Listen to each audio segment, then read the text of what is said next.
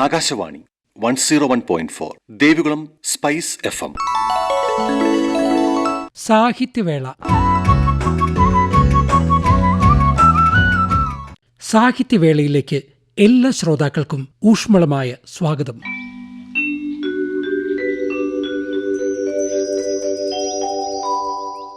പ്രിയ ശ്രോതാക്കളെ, ഇന്ന് സാഹിത്യവേളയിൽ രമ പി നായർ അവതരിപ്പിച്ച കവിതകൾ, പാർവതി കൃഷ്ണൻ അവതരിപ്പിച്ച കഥ എന്നിവയാണ് ഉൾപ്പെടുത്തിയിരിക്കുന്നത്. ആദ്യം രമ പി നായർ അവതരിപ്പിച്ച കവിതകൾ. ആദ്യ കവിത ഓർമ്മ. കാട്ടുവള്ളികൾ കൂട്ടുകൂടും കാട്ടിറമ്പിലൂടെ പാട്ടുപാടി പതിവിലേറെ ഓട്ടമോടിയതും ചൂട്ടുമായി കൂട്ടമോടെ മരം കേറിയിട്ട് കൂട്ടമായി തേനെടുത്തു മടങ്ങിയെന്ന് കുഞ്ഞു കുഞ്ഞൊരു കുനുകുനുപ്പു കേട്ട മാത്രയിൽ മുന്നിൽ വന്ന പരുന്തിനെ ആട്ടിയോടിച്ച് അന്നു നമ്മൾ രക്ഷിച്ച പനന്തത്തകൾ ഇന്നും ഈ കാട്ടിലൂടെ പറക്കുന്നുണ്ടേ. പാട്ടുകേട്ടങ്ങേറ്റുപാടും മലനിരകൾ ഊറ്റമോടെ പൊങ്ങി നിൽക്കും ചരിവുകളിൽ ഏറ്റുപാടാനിനിയുമേറെ വരികളുണ്ടെന്നോർത്തു നിൽപ്പാണിന്നുമീ മാമലകൾ. ഏറ്റുപാടാനിനിയുമേറെ വരികളുണ്ടെന്നോർത്തു നിൽപ്പാണിന്നുമീ മാമലകൾ. തുടർന്ന് പതംഗം. കൊഞ്ചിക്കുഴഞ്ഞൊരു നാരായണ കിളി ചെഞ്ചുള്ള ചുണ്ടുമായി തേൻ കുടിച്ചു. വമ്പുള്ള കാക്കയോ കൊത്തിപ്പെറുക്കുന്നു ചുണ്ടിനാൽ മറ്റൊരിലക്കഷണം. പറ്റിപ്പിടിച്ച പുഴുക്കളെയെല്ലാമേ കൊത്തിപ്പെറുക്കും ചകോരങ്ങളും. വന്മലമേലൊരു പൊത്തു നിർമ്മിക്കുവാൻ മർമ്മരമോതും മരം കൊത്തിയും. തുത്തുകുണുക്കി പറക്കുന്ന പക്ഷി തൻ കുത്തക ഇന്നുമേ മാറിയിട്ടില്ല. കലപില കൂട്ടിക്കലമ്പുന്നു പിന്നെയും കലഹം പറയും ചിലപ്പാങ്കാട. മൗനവ്രതത്തിലായി മാറുവാൻ മൂങ്ങയ്ക്കിരുട്ടിൻ സഹായമേ വേണ്ടതുള്ളൂ. വെള്ളത്തിൽ മീനൊന്നു പൊങ്ങിയാൽ വെട്ടുവാൻ ചിമ്മുന്ന കണ്ണുമായി നീർക്കാക്കയും. സൂര്യനു കീഴിലായി പാറിപ്പറക്കും പരുന്തിൻ്റെ കണ്ണിലായി കോഴിക്കുഞ്ഞും. നിത്യം നിരന്തരം ദൃശ്യങ്ങളിങ്ങനെ ദർശനസാധ്യമാണ് ഈ ഭൂമിയിൽ. നിത്യം നിരന്തരം ദൃശ്യങ്ങളിങ്ങനെ ദർശനസാധ്യമാണ് ഈ ഭൂമിയിൽ. ഇനി നിർമ്മിതി. ആനന്ദമാകുന്ന ഭൗമതൽപ്പത്തിൽ അനന്തമാകുന്ന വർണ്ണവിസ്മയം.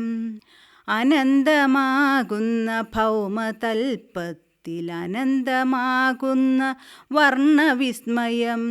ഹൃദന്തമായിട്ടൊന്നു ചേർത്തിട്ടു ദൈവനിർമ്മിതമായൊരീ ഭൂമിയും. യന്ത്രമെന്നതു കൊണ്ടല്ലോ മാനവർ കുതന്ത്രമേറെയും ചെയ്യുന്നു നാൾക്കുനാൾ. തന്ത്രശാലിയ മാനവരക്ഷയ്ക്ക് മന്ത്രമേറെ ഇനിയുമുണ്ടാകണം. ഘോരമാകുന്ന കാട്ടിലും മെട്ടിലും ദൂരെ മാറി വിഹരിക്കും ജീവികൾ.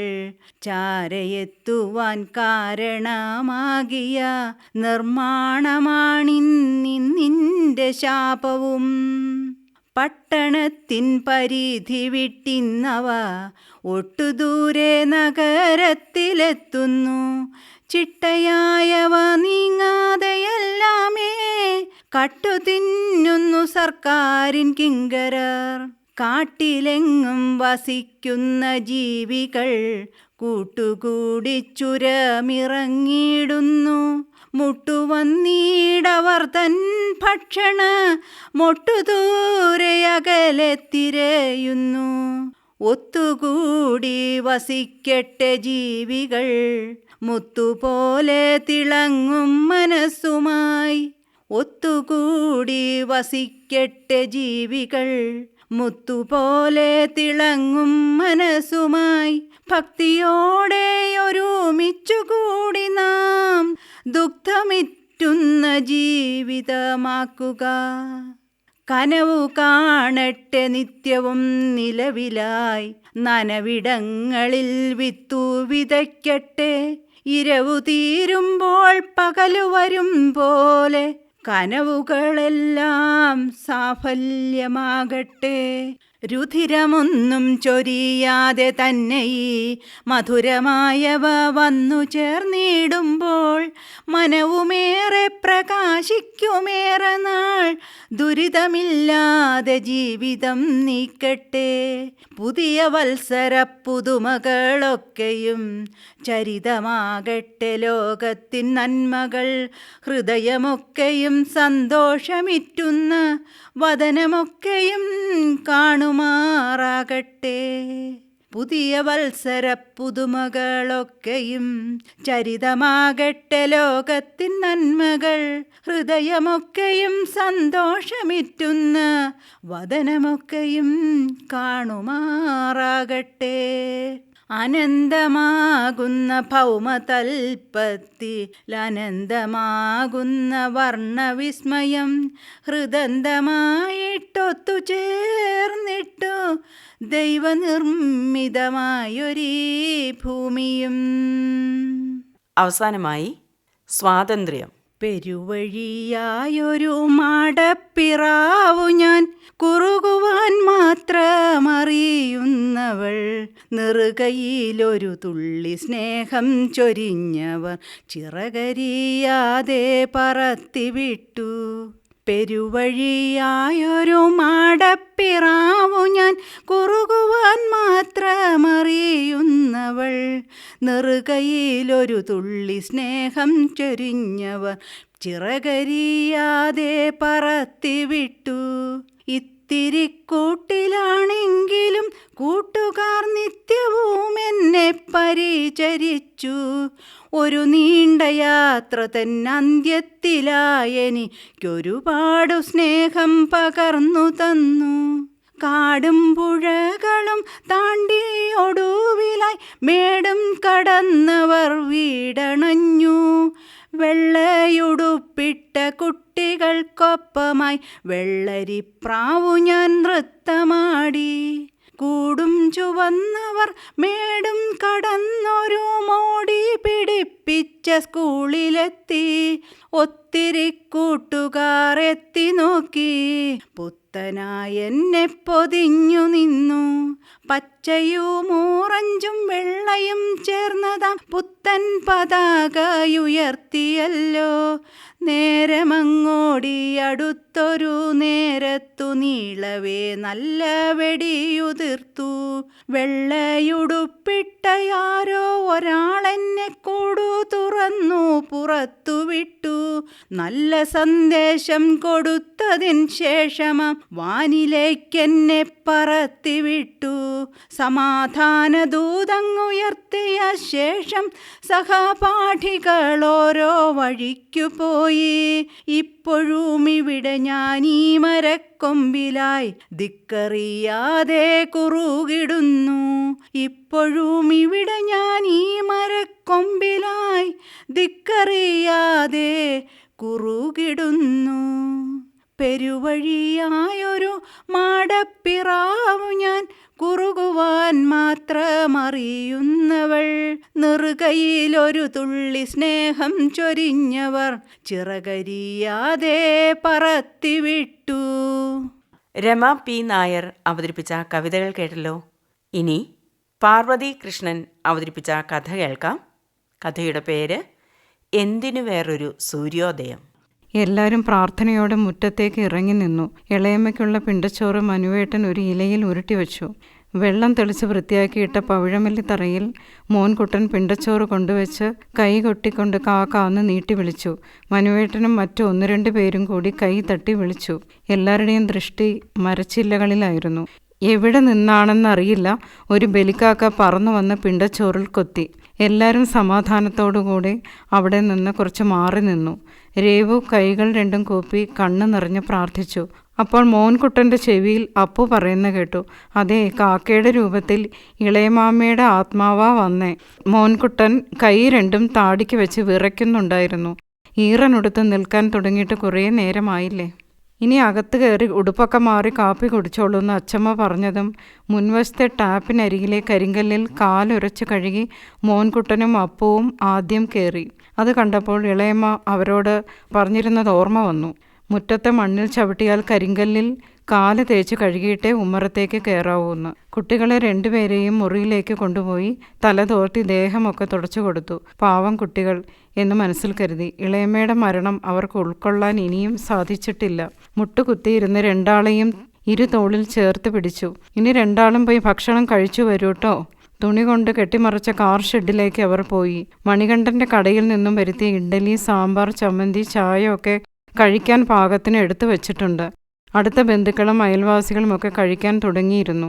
മനുവേട്ടനും വേണുവേട്ടനുമൊക്കെ വിളമ്പുന്ന തിരക്കില. കുട്ടികളും ഇരുന്നു. മനുവേട്ടൻ അവരെ ശ്രദ്ധിച്ചോളാമെന്ന് പറഞ്ഞപ്പോൾ രേവു അകത്തേക്ക് പോയി. മോൻകുട്ടൻ വിശക്കുന്നില്ല എന്ന് പറഞ്ഞെങ്കിലും മനുവേട്ടൻ നിർബന്ധിച്ചു കഴിപ്പിച്ചു. അപ്പു ഒരു ഇഡ്ഡലി കഴിച്ചുവെന്ന് വരുത്തി ചായയും കുടിച്ച് എണീറ്റു. കുട്ടികൾ മുറിയിലേക്ക് കയറി വന്നു. അച്ചമ്മയെ കെട്ടിപ്പിടിച്ച് മോൻകുട്ടൻ കിടന്നു. അപ്പു സോഫയിലിരുന്ന് മൊബൈലിൽ ഗെയിം കളിയും തുടങ്ങി. രേവു വീണ്ടും വീണ്ടും ഇളയമ്മയുടെ കാര്യങ്ങൾ ഓർത്ത് കണ്ണു നിറച്ചു ചുണ്ടുകൾ വിറച്ച് അച്ചമ്മയുടെ അരികിലിരുന്നു. സുഭദ്രേട്ടത്തി അച്ചമ്മയെ ആശ്വസിപ്പിക്കുന്നുണ്ടായിരുന്നു. ഇങ്ങനെ സങ്കടപ്പെടല്ലേ അമ്മേ, ഷുഗറും പ്രഷറുമൊക്കെ ഉള്ള ആളല്ലേ, ഇനി ആശ്വാസം കണ്ടെത്തുക. ഇളയമ്മയ്ക്ക് അത്രയേ വിധിച്ചിട്ടുള്ളൂ. മനുവേട്ടൻ്റെ കൂടെ ഇത്രയും കാലം നല്ല സന്തോഷത്തോടെയല്ലേ കഴിഞ്ഞത്. അസുഖങ്ങളും കാര്യമായിട്ടൊന്നുമില്ലായിരുന്നല്ലോ. സുഖമരണം അതൊക്കെ ഒരു ഭാഗ്യമല്ലേ. ആരെയും വിഷമിപ്പിക്കാതെ പോയി എന്ന് കരുതുക. പിന്നെ ഇളയമ്മയുടെ 60-ാം പിറന്നാളിന് നമ്മളെല്ലാവരും കൂടി മൂകാംബിയയ്ക്ക് പോയി ആഘോഷിച്ചതല്ലേ. അവിടുത്തെ സരസ്വതി മണ്ഡപത്തിൽ മോൻകുട്ടനെ എഴുത്തിനിരുത്തിയതും ഇളയമ്മ സരസ്വതി സ്തുതി പാടിയതും അങ്ങനെ എത്ര നല്ല നിമിഷങ്ങൾ നമുക്ക് തന്നു. അതൊക്കെ ഓർത്ത് സമാധാനിക്കുക. അപ്പോഴേക്കും മനുവേട്ടൻ മുറിയിലേക്ക് വന്നു. ആരും ഭക്ഷണം കഴിച്ചില്ലല്ലോ. അമ്മയെ കൂട്ടി വന്നേ എല്ലാവരും. 2 ദിവസമായി അമ്മ നേരാവണ്ണം എന്തെങ്കിലും കഴിച്ചിട്ട്. രേവു എണീക്കൂ, ഞാൻ വിളമ്പി കഴിഞ്ഞു, വേഗം വന്നോളൂ എന്നും പറഞ്ഞു മനുവേട്ടൻ അമ്മയെ താങ്ങി എണീപ്പിച്ചിട്ട് പോയി. അച്ഛനും അമ്മാവന്മാരും പിന്നെ ബന്ധുക്കളുമൊക്കെ കഴിച്ചു കഴിഞ്ഞ് മുറ്റത്തെ പന്തലിലിരുന്ന് സംസാരിക്കുന്നത് കേൾക്കാം. സങ്കടം കൊണ്ട് ആർക്കും ഒന്നും കഴിക്കാൻ തോന്നിയില്ല. എല്ലാവരും കഴിച്ചൊന്നു വരുത്തി ചായ കുടിച്ച് എണീറ്റു. വീണ്ടും എല്ലാവരും മുറിയിലിരുന്ന് ഓർമ്മകൾ അയവിറക്കിക്കൊണ്ടിരുന്നു. അച്ചമ്മ പറഞ്ഞു തുടങ്ങി. അവളുടെ ജീവിതം അങ്ങനെയൊക്കെ ആയിപ്പോയി. കോളേജിലെ മലയാളം പഠിപ്പിക്കുന്ന ദേവൻ മാഷിന് വലിയ ഇഷ്ടമായിരുന്നല്ലോ. മാഷിൻ്റെ ശബ്ദവും കവിത ചൊല്ലുന്ന രീതിയും ഒക്കെ ഓരോ ദിവസവും വന്ന് അവൾ എന്നോട് പറയുമായിരുന്നു. ഇത്രയും ആരാധന കുഴപ്പമാകും രാധയെന്ന് ഞാൻ കളിയാക്കിയിട്ടുമുണ്ട്. മാഷിനും അവളെ വലിയ ഇഷ്ടമാണെന്ന് അവൾ പറയാതെ പറഞ്ഞിരുന്നു. എന്തിനു വേറൊരു സൂര്യോദയം എന്ന പാട്ട് മാഷ് കോളേജിലെ ആർട്സ് ഡേക്ക് മനോഹരമായി പാടിയെന്നൊക്കെ അവൾ പറയുമായിരുന്നു. അവൾക്ക് 5 വയസ്സുള്ളപ്പോഴാണ് അമ്മ ദീനം വന്ന് മരിച്ചു പോയത്. അന്ന് എനിക്ക് 15 വയസ്സ്. അവളെ ഒരു അമ്മയെ പോലെയാണ് ഞാൻ വളർത്തിയത്. 2 പേരും മനസ്സ് തുറന്ന് സംസാരിക്കുന്ന പ്രകൃതക്കാരും. അച്ഛൻ കുറച്ചൊക്കെ നിർബന്ധ ബുദ്ധിക്കാരനായിരുന്നു. അവൾക്ക് അച്ഛന് എന്തുകൊണ്ടൊക്കെയോ പേടിയുണ്ടായിരുന്നു. ജ്യോത്സ്യം നോക്കാൻ അറിയുന്ന അച്ഛന് കല്യാണത്തിന് ജാതക ചേർച്ച വലിയ നിർബന്ധമായിരുന്നു. അവൾക്ക് കല്യാണം നോക്കി തുടങ്ങിയപ്പോൾ മാഷിൻ്റെ ജാതകം ഒന്ന് ഒത്തു നോക്കിയാലോ എന്ന് കരുതി മാഷിനോട് ഞാൻ സംസാരിച്ച് ജാതകം വാങ്ങിച്ചു അച്ഛനെ ഏൽപ്പിച്ചു. രാധയുടെ ജാതകം ശുദ്ധവും മാഷിൻ്റേത് ദോഷജാതകവും. പിന്നെ നക്ഷത്ര പൊരുത്തവുമില്ലെന്ന് അച്ഛൻ തീർത്തു പറഞ്ഞു. അവളെ ആശ്വസിപ്പിക്കാൻ ഞാൻ പെട്ട പാട് എനിക്കും ദൈവത്തിനുമേ അറിയൂ. മാഷ് അവളെ കണ്ട് സംസാരിച്ചു. അവരുടെ വീട്ടിൽ ജാതക പൊരുത്തത്തിന് അത്ര പ്രാധാന്യമൊന്നുമില്ലെന്നും ഒറ്റ മോനായതുകൊണ്ട് ഞാൻ ഇഷ്ടപ്പെടുന്നയാളിനെ അമ്മയ്ക്ക് സമ്മതമാണെന്നുമൊക്കെ മാഷ് പറഞ്ഞു. ഇറങ്ങി വരാൻ തയ്യാറാണെങ്കിൽ കൂടെ കൂട്ടാമെന്നും. പക്ഷെ ഇപ്പോഴത്തെ പിള്ളേരെ പോലെ ഒളിച്ചോടി ജീവിക്കാനൊന്നും അവൾ തയ്യാറായില്ല. അച്ഛനെ ധിക്കരിച്ചു പോകാൻ തുനിഞ്ഞുമില്ല. അങ്ങനെ അവൾ പഠിത്തം നിർത്തി. വേറെ വിവാഹത്തിന് നിർബന്ധിക്കരുതെന്നും തീർത്ത് പറഞ്ഞു. അച്ഛൻ എത്ര നിർബന്ധിച്ചിട്ടും അവൾ കുലുങ്ങിയില്ല. തീരുമാനം മാറ്റിയുമില്ല. അങ്ങനെ അവളുടെ കല്യാണക്കാര്യത്തിൽ എല്ലാവരും മൗനം പാലിച്ചു. അന്നും ഇതുവരേക്കും അവൾ മനുവിനെ മകനായി കണ്ട് വളർത്തി. കുഞ്ഞിലെ അമ്പലത്തിൽ കൂടെ കൊണ്ടുപോകാനും സ്കൂൾ വിട്ടു വന്നാൽ പാഠങ്ങൾ പഠിപ്പിക്കുവാനും രാത്രി കഥകൾ പറഞ്ഞുറക്കാനും എല്ലാത്തിനും രാധയായിരുന്നു കൂടെ. അവൻ്റെ വിവാഹം കഴിഞ്ഞ് ഇവിടെ ജോലി സ്ഥലത്തേക്ക് പോന്നപ്പോൾ മുതൽ അവളല്ലേ അമ്മയുടെ സ്ഥാനത്തുണ്ടായിരുന്നത്. അമ്മ പറഞ്ഞു നിർത്തിയതും രേവു വിതുമ്പലോടുകൂടി പറഞ്ഞു. കുട്ടികളെ വലിയ കാര്യമായിരുന്നു ഇളയമ്മയ്ക്ക്. മോൻകുട്ടന് ജീവനായിരുന്നു. എനിക്ക് എറണാകുളത്തേക്ക് ട്രാൻസ്ഫർ ആയപ്പോഴും മനുവേട്ടൻ്റെയും കുട്ടികളുടെയും കാര്യങ്ങളെല്ലാം ഇളയമ്മയല്ലേ നോക്കിയിരുന്നത്. അതുകൊണ്ട് എനിക്ക് സമാധാനമായി അവിടെ ഹോസ്റ്റലിൽ നിൽക്കാൻ പറ്റി. വെള്ളിയാഴ്ച ഞാൻ വന്നാലും പിള്ളേർ ഇളയമ്മയുടെ കൂടെയാവും കിടക്കുക. കഥയും കവിതകളും ഒക്കെയായി ഏത് നിമിഷവും ഇളയമ്മ അവർക്ക് തണലായി നിന്നു. അത് കേട്ട് മോൻകുട്ടൻ അരികിൽ വന്ന് രേവുവിനെ കെട്ടിപ്പിടിച്ചുകൊണ്ട് ചോദിച്ചു, ഇനി എപ്പോഴാ ഇളയമാമ വരിക എന്ന്. എല്ലാവർക്കും വലിയ വിഷമമായി. അപ്പു അവനെ ആശ്വസിപ്പിക്കുന്നുണ്ടായിരുന്നു. ഇളയമാമ സ്വർഗത്തിൽ പോയി, ഇനി വരൂല്ല, ദൈവത്തിൻ്റെ കൂടെയാ ഇനി എന്ന്. മോൻകുട്ടൻ അത് കേട്ട് എന്തോ ആലോചിച്ചു നിന്നു. മനുവേട്ടനും വേണുവേട്ടനും മറ്റു ബന്ധുക്കളും ഒക്കെ കഴിക്കാനിരുന്നു. സുഭദ്രേട്ടത്തെയും നന്ദിനിയും വിളമ്പി കൊടുക്കാൻ പോയി. അച്ഛൻ അമ്മയെ കൂട്ടി ഉമ്മറത്തേക്ക് വരാൻ പറഞ്ഞപ്പോൾ ഞങ്ങളും അച്ചമ്മയുടെ കൂടെ ഉമ്മറത്തെ കസേരയിലും നിലത്ത് വിരിച്ച മെത്തപ്പായയിലും മറ്റുമായി ഇരുന്നു. ഉച്ചത്തേക്കുള്ള ഊണ് മണികണ്ഠൻ 12 ആകുമ്പോൾ കൊണ്ടുവയ്ക്കുമെന്ന് മനുവേട്ടൻ പറയുന്നത് കേട്ടു. മനുവേട്ടൻ അച്ചമ്മയുടെ അരികിൽ വന്നിരുന്നു. ഒരു 10-15 ദിവസം മുൻപ് രേവു 3-4 ദിവസത്തെ ലീവിന് വന്നപ്പോൾ എല്ലാവരും കൂടി ശംഖുമുഖത്തേക്ക് പോകാൻ പ്ലാൻ ചെയ്തു. ഇളയമ്മയ്ക്ക് കടൽ എപ്പോഴും വീക്ക്നെസ് അല്ലേ, ശംഖുമുഖത്ത് പോകാനെന്ന് പറഞ്ഞാൽ പിള്ളേരെക്കാളും മുന്നിലാ ഇളയമ്മ എന്ന് പറഞ്ഞ് സങ്കടത്തോടെ ചിരിച്ചു. രേവു ഓർമ്മയിൽ മുഴുകി. അതെ, അന്നും പതിവ് പോലെ കാറിൽ പുറപ്പെട്ടു. കടൽ കണ്ടു തുടങ്ങുമ്പോഴേ എല്ലാവരും ഒരു പ്രത്യേക സന്തോഷത്തിലെത്താറുണ്ട്. കാറിൽ നിന്നിറങ്ങി പതിവ് പോലെ പിള്ളേരും ഇളയമ്മയും കൂടി കൈപിടിച്ച് റോഡ് ക്രോസ് ചെയ്ത് മണലിലൂടെ നടന്നു തുടങ്ങും. കപ്പലണ്ടി വാങ്ങിയും കുറിച്ചും കുറേ ദൂരം അവരങ്ങനെ സംസാരിച്ച് നടക്കും. രേവും മനുവേട്ടനും ആ കോൺക്രീറ്റ് തറയിൽ ഇരുന്നു എന്തെങ്കിലുമൊക്കെ മിണ്ടിയും പറഞ്ഞും ഇരിക്കും. അതാ പതിവ്. പോകാൻ നേരമാകുമ്പോഴേ കാല് നനയ്ക്കാൻ കടലിലേക്ക് ഇറങ്ങാറുള്ളൂ. മോൻകുട്ടൻ കൈ കാട്ടി വിളിച്ചപ്പോഴേക്കും എല്ലാവരും ഒത്തുകൂടി. മനുവേട്ടൻ്റെ അരികിൽ എല്ലാവരും ചെരുപ്പും ബാഗും വെച്ചിട്ട് കൈകോർത്ത് പതുക്കെ തിരയിലേക്ക് ഇറങ്ങി. ഒരു തിരമാല വന്ന് തൊട്ടില്ലെന്ന് കളിപ്പിച്ച് കുലുങ്ങി ചിരിച്ചു പോയി. കുട്ടികൾക്ക് നിരാശയും. അപ്പവും മോൻകുട്ടനും ഞങ്ങളുടെ കൈ പിടിച്ചു വലിച്ച് കടലിലേക്ക് കുറേ കൂടി ഇറങ്ങി നിന്നു. മനുവേട്ടൻ പറയുന്നുണ്ടായിരുന്നു, ഒത്തിരി അങ്ങോട്ട് പോകണ്ടെന്ന്. ആര് കേൾക്കാൻ? അവരുടെ ഇഷ്ടത്തിന് നിൽക്കാൻ ഇളയമ്മയും. അപ്പോൾ ദാ വരുന്ന ഒരു ഉഗ്രൻ തിര.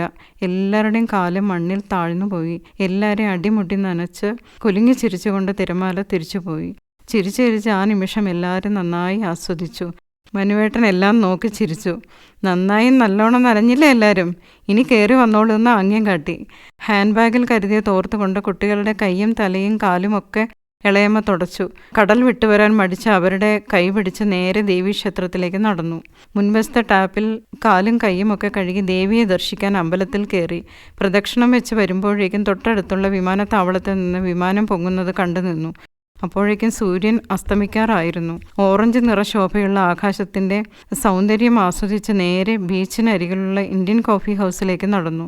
ഇളയമ്മയ്ക്കും പിള്ളേർക്കും അവിടുത്തെ കട്ട്ലറ്റ് ഒത്തിരി ഇഷ്ടമാണ്. കൂട്ടത്തിൽ റോസ് മിൽക്കും ഓർഡർ കൊടുത്ത് കാത്തിരിക്കുമ്പോൾ ഇളയമ്മയും മോൻകുട്ടനും കൂടി അവിടുത്തെ അക്വേറിയത്തിലെ മീനിനെ കാണാൻ പോയി വന്നു. അച്ചമ്മയുടെ സംസാരം കേട്ടാണ് രേവു ഓർമ്മയിൽ നിന്ന് ഉണർന്നത്. എന്നെ വിട്ട് എവിടെയും പോകാറില്ലായിരുന്നു രാധ. അവസാനത്തെ യാത്ര അവൾ എന്നെ അറിയിക്കാതെ പെട്ടെന്നങ്ങ് പോയി കളഞ്ഞു എന്ന് അമ്മ വീണ്ടും വിലപിച്ചു. ഈ മാസാവസാനം ഞങ്ങൾ ഇങ്ങോട്ട് വരാനിരിക്കുമായിരുന്നു. വേണുവിനോട് ഞാനത് പറയുകയും ചെയ്തിരുന്നു. ശരി അമ്മ, ഇനിയും സങ്കടപ്പെട്ട ആരോഗ്യം കളയണ്ട. നമ്മൾ നന്നായിട്ട് നോക്കിയില്ലേ, വിധിയെ തടുക്കാൻ നമുക്കാകില്ലല്ലോ. അപ്പോഴേക്കും ഊണ് കഴിഞ്ഞു വന്ന് വേണുവേട്ടൻ സുഭദ്രേട്ടത്തെയും നന്ദിനിയും പോകാൻ ഒരുങ്ങി വന്നു. അച്ഛനും അമ്മയും എന്തായാലും കുറച്ച് ദിവസം ഇവിടെ നിൽക്കട്ടെ എന്ന് പറഞ്ഞ് വേണുവേട്ടൻ കാറ് സ്റ്റാർട്ട് ചെയ്തു. അവർ പോകുന്നതും നോക്കി എല്ലാവരും നിൽക്കുമ്പോൾ മോൻകുട്ടൻ അച്ചമ്മയെ കെട്ടിപ്പിടിച്ചുകൊണ്ട് അവർക്ക് ടാറ്റ കൊടുത്തു. അപ്പോഴാണ് എന്തിനു വേറൊരു സൂര്യോദയം എന്ന പാട്ട് കേട്ട് എല്ലാവരും ഒന്ന് ഞെട്ടി. അത് ഇളയമ്മയുടെ മൊബൈലിലെ റിംഗ് ടോൺ ആണല്ലോ. രേവു ഓടിച്ചെന്നെടുത്തു. അത് ദേവൻ മാഷിൻ്റെയാ. എല്ലാവരും മുഖത്തോട് മുഖം നോക്കി. മനുവേട്ടന് ഫോൺ കൊടുത്തു. മാഷ് വിവരം അറിഞ്ഞു വിളിച്ചതാണ്. ഇടയ്ക്ക് ഇളയമ്മയെ വിളിക്കാറുണ്ടായിരുന്നു. ഇത് വല്ലാത്ത ഷോക്കായി പോയത്രേ. നിങ്ങളെല്ലാവരും കൂടി ശംഖുമുഖത്തേക്ക് വരുമ്പോഴൊക്കെ കണ്ട് സംസാരിക്കാറുണ്ടായിരുന്നതായും മനുവേട്ടൻ പറഞ്ഞപ്പോൾ എല്ലാവർക്കും ഒരു സമാധാനവും സന്തോഷവും തോന്നി. അവരുടെ സ്നേഹം അങ്ങനെയെങ്കിലും കൈമാറിയിരുന്നല്ലോ എന്ന് ആശ്വസിച്ചു. ആ സ്നേഹനിധിക്ക് നിത്യശാന്തി നേർന്നുകൊണ്ട് എല്ലാവരും അവരവരുടെ ലോകത്തേക്ക് മടങ്ങി. പാർവതി കൃഷ്ണൻ അവതരിപ്പിച്ച കഥയോടെ ഇന്നത്തെ സാഹിത്യവേള സമാപിക്കുന്നു.